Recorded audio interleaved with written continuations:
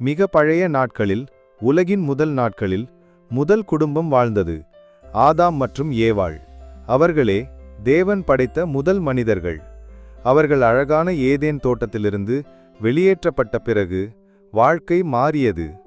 அவர்கள் உணவை காப்பதற்கும் பூமியை பராமரிப்பதற்கும் கடுமையாக உழைக்க வேண்டியிருந்தது. காலப்போக்கில் தேவன் அவர்களுக்கு குழந்தைகளை கொடுத்து ஆசிர்வதித்தார்.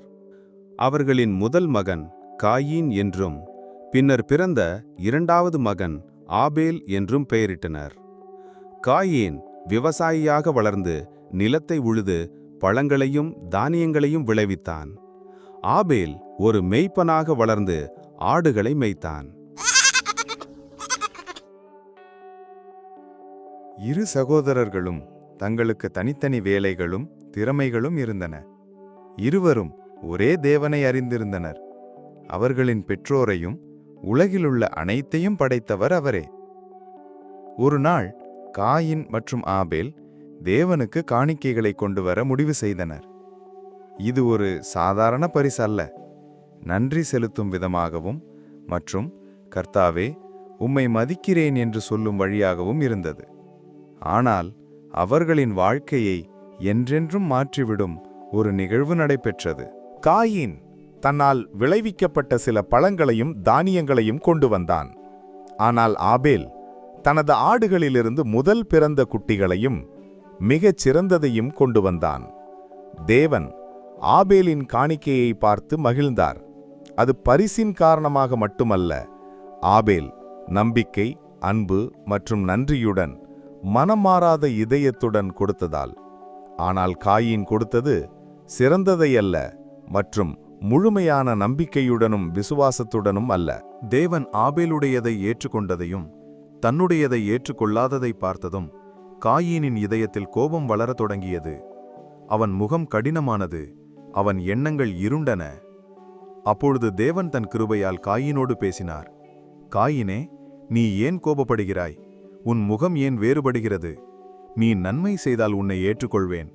ஆனால் நீ நன்மை செய்யாவிட்டால் பாவம் உன் கதவின் முன் பதுங்கி கிடக்கிறது. அது உன்னை பிடிக்க விரும்புகிறது, ஆனால் நீ அதை அடக்க வேண்டும். இது தேவனின் எச்சரிக்கை. உனக்கு ஒரு தேர்வு உள்ளது. உன் இதயத்தை சீர் செய்து நியாயமாக நடந்து கொள். ஆனால் காயின் கேட்கவில்லை. பதிலாக அவன் பொறாமையை வளர்த்து கொண்டான். ஒரு நாள் அவன் ஆபேலிடம் வயலுக்கு போவோம் என்றான். அவர்கள் அங்கு இருந்தபோது காயின் தனது சகோதரனான ஆபேலை தாக்கிக் கொன்றான். பொறாமை, அகங்காரம், மனமாறாத இதயம் காரணமாக மனித வரலாற்றில் முதல் கொலை நடந்தது.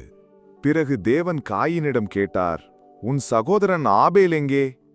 அதற்கு காயின், எனக்கு தெரியாது, நான் என்ன என் சகோதரனின் காவலரா என்று பதிலளித்தான்.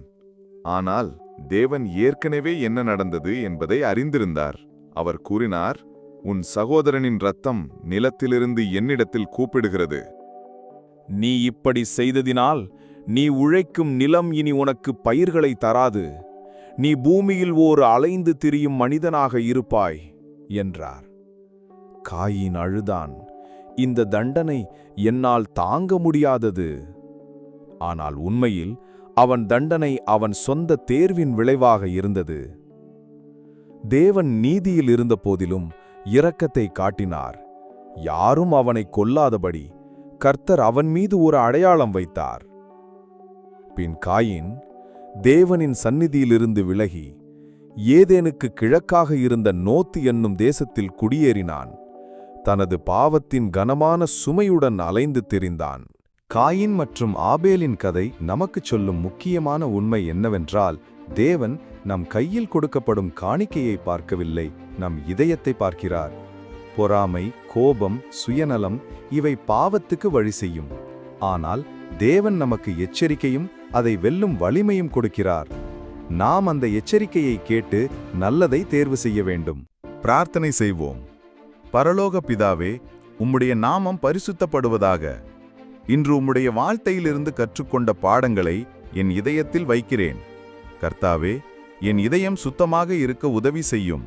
பொறாமை, கோபம், சுயநலம் இவை என்னை ஆளாதபடி அன்பும் நன்மையும் நிறைந்த வாழ்க்கை வாழ உமது பரிசுத்த ஆவியினால் என்னை வழிநடத்தும். என் வாழ்வு உமக்கு ஏற்ற காணிக்கையாக இருக்கச் செய்யும். ஆமேன்.